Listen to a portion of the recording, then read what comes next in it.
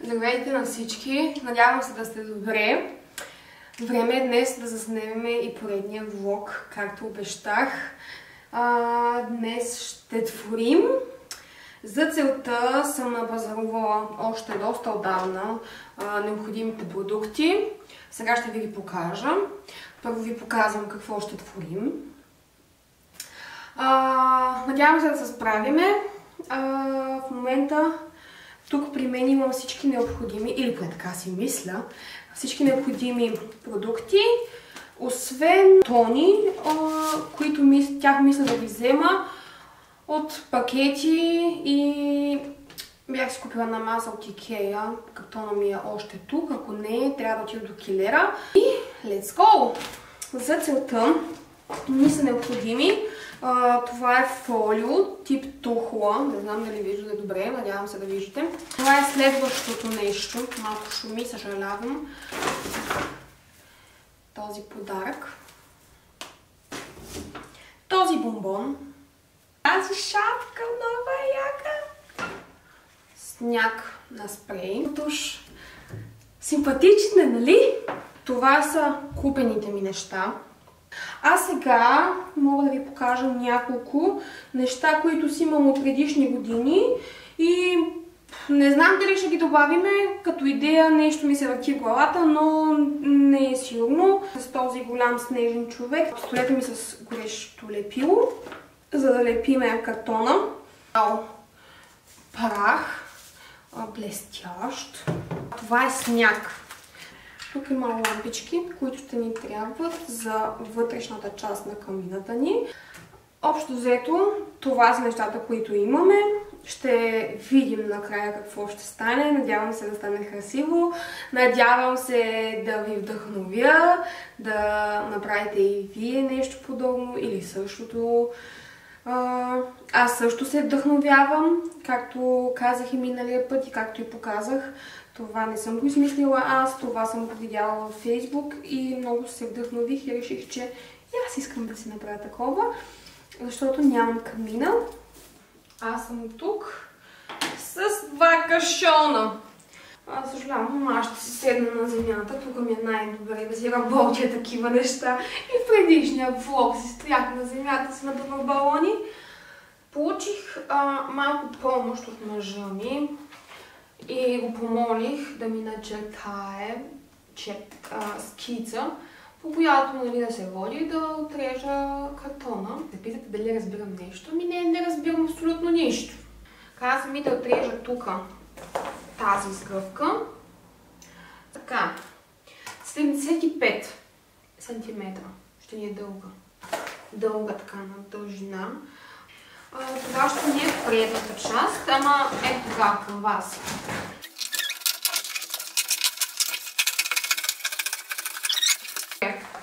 Това ни е предната част. И това ми са ъглите към нея. Каза, че трябва да измеря колко е от край до край. Колко е? 47. 10 см ми каза да махна от край към край. Няма как да бъдат абсолютно точни размерите, но ще се постараем да не са толкова криви. Така, представете си, че тук това е отвор. Сега ще го изрежа.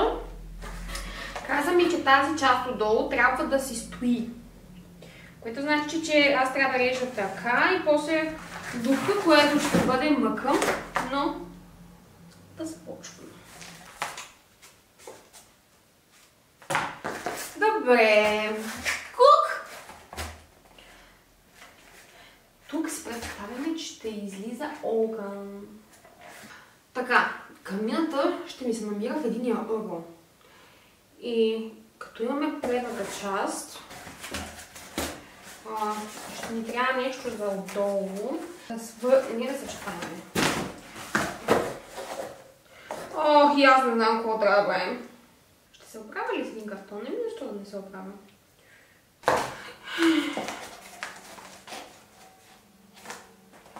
Така, добре. Не знам дали видяхте какво направих, но залепих тази частица тук долу. която реално ще се опитаме после да съединиме. Ако се получи. Сега залепям тези страничните на около...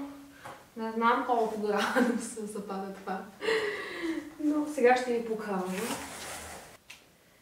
И предупреждавам, когато използваме пистолет с топлолепило, внимаваме с пръстите, защото аз много често съм плакала, докато се науча и осъзна колко е опасно и парещо. Ето, това не е предната част. Ще стане сега и аз ще стана прасе. Не правете като Семира. Първо 5 пъти мери, после режи. Сега обаче аз трябва да се опитам да възстановя това, което съсипах и моите грешни мерки. Затова мисля, че това ще го използвам, въпреки че малко е кривичко. Нищо ще стане. Сега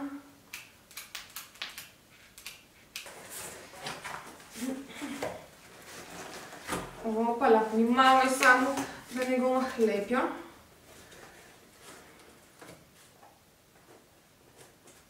Сега ще се опитваме тук това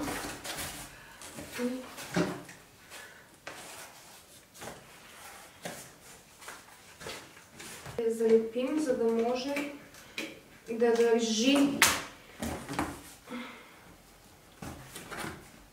бъде като подпорна стеничка един вид.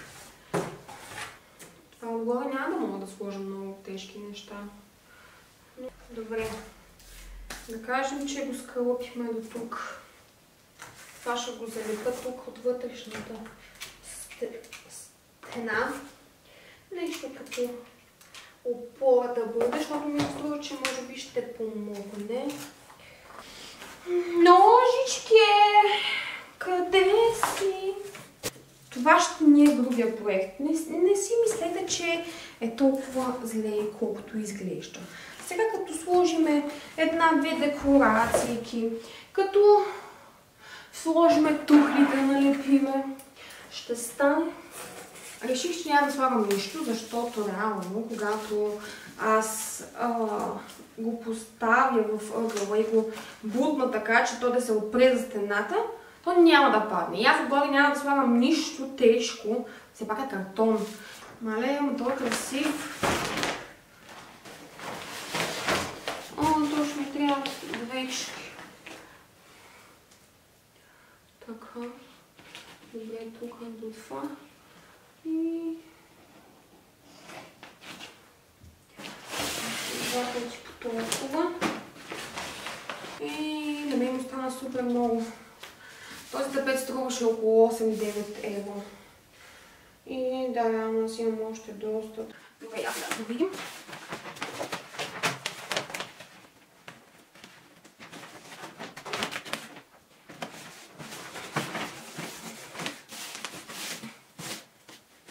От вътрешната страна мога да си го залепа направо. Тук ще го изрежа. От далече не мисля, че ще се забелязва, но... Ей! Много съм хитра, бе!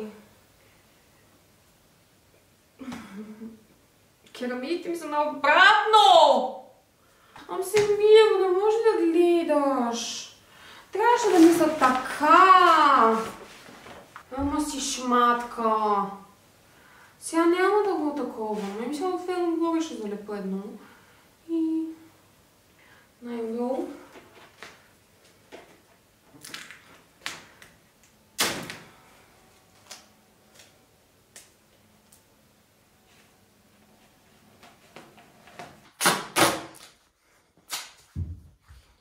Продължаваме клиповете от телефона, защото фотоапарат ми умря. Много малко се направя по-долу. Спокойно сега. Къде има текстото? Дай ми текстото. Тук малко да залепя. Ще стане котница. То такова начин. Горе няма да слагам нищо, което да е такова да тежи толкова много, че да трябва да е толкова стабилно. Можеш да е и това.